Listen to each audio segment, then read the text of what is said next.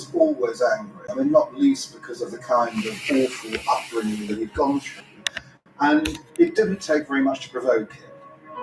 The police frequently were called to domestic disputes at the house, and Patrick Mackay was behind all of them. We had SPCC officers here. Police were called out. Either he was beating up his sisters, sometimes beating up his mother. He would actually scream and shout.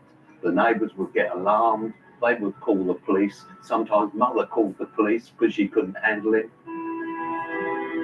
One local officer in particular, Amy Tapp, was called to the Mackay family home on many occasions, as often as 4 times a week.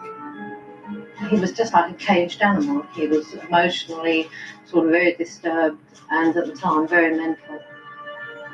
Amy Tapp bore the brunt of so much of this because she knew him backwards. She could always talk to him. She could always make him become rational again. And yet she said he'd kill. Well, I felt that he should be at least put somewhere and shut away so that nobody could be damaged as a result of what his sort of mental reaction to people. He was violent and obviously would hurt somebody in the end. Whenever things got too bad, Mackay would be placed in various institutions to try and improve his behaviour. Extraordinarily, in spite of the trouble, violence and dissension that he caused in his home to his mother and his sisters, Mrs. Mackay, his mother, always agitated and campaigned to get Mackay out and back home, and very, very often succeeded. They was only ever stable when he was away, and yet mother always wanted him home. And when he got home, it was nothing but upheaval for the whole of the family.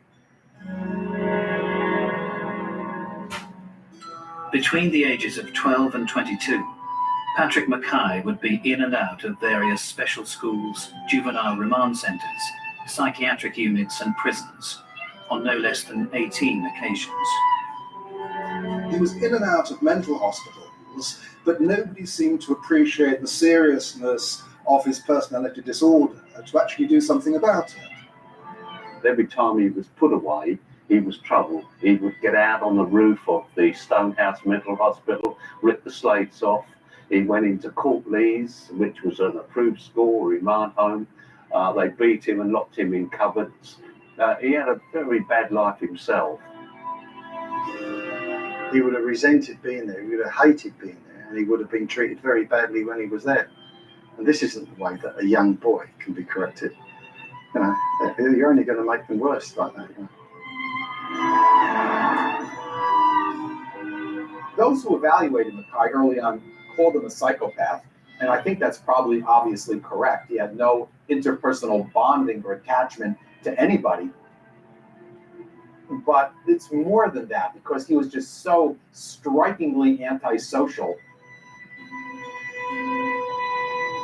It was just him against the system, and the system was very harsh. The authorities and psychiatrists were at a loss to know what to do with the disruptive Patrick Mackay. And rather than improving, his violence and depravity would escalate. In addition to numerous petty crimes, Mackay turned to arson, attempting to burn down a church. Fire setting is arousing. Individuals could set a house on fire, a car on fire, a field, and they feel incredibly powerful by watching what they had done. So those are not good signs at all in somebody's background. He was sent to approved schools, one after another. Interestingly, at one of the approved schools, when he was only 15, one of the teachers described him as a potential murderer of women. Despite this chilling prediction, Mackay was once again permitted to return home. About a year later, when he was being treated in a nearby mental institution, one of the psychiatrists described him in writing as a cold, psychopathic killer. Amazing foresight, as it turned out. In 1968, age 16, Mackay was diagnosed as a psychopath. someone showing signs of antisocial behavior and a lack of remorse. We are finding that psychopaths in particular do not have the same brain structures as normal people. Clearly, something's going on with their decision-making process that is involved neurologically and not just psychologically. Mackay's erratic behavior led to yet another stint in Moss Side Psychiatric Hospital, where he demanded to be known as Franklin Bollewoldt I, a name he proclaimed to be feared and remembered like Hitler's.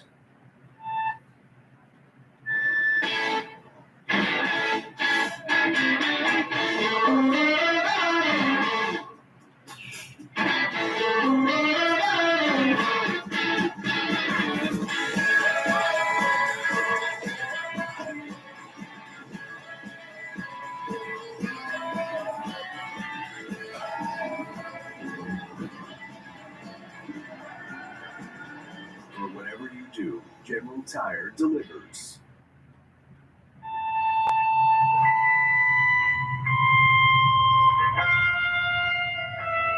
In fact, Mackay developed an extreme and bizarre fascination with the Nazi regime.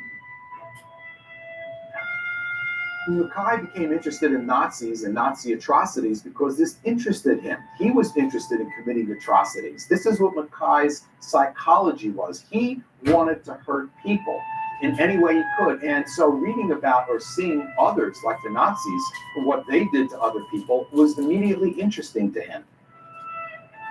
He had himself photographed with a swastika on one arm. His room at home, covered in memorabilia, became a kind of Nazi shrine. He was under the impression that he was 100% pure Aryan. He was, of course, 1/4 black.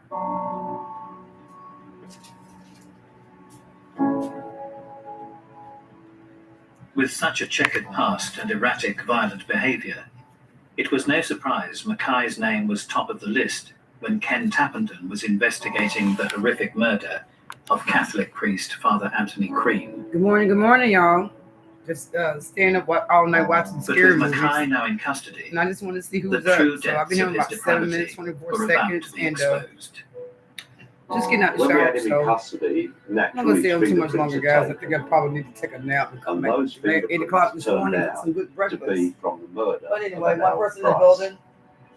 Thank you for being here. And Mackay's fingerprints we had can lay linked him down to and at go least to one sleep. of But the murders the whoever you are, thank Metropolitan you for Police being here. had been Me, unable to Carolina solve Diamond. for over a year. Got my hair for the ponytail and trying to do laundry. Got a hairdresser appointment this morning, and I'll be back on 8 o'clock. Cook breakfast, guys. Much love, salute. I lost 3 subscribers. I don't understand, but you know it is what it is. Maybe it's a major purge, whatever. But no matter what, have a beautiful Saturday, guys. For God is good all the time. Much love, salute. See you guys at 8 for pancakes. Much love. Peace. Mackay would admit to several other murders, but the extent of the list of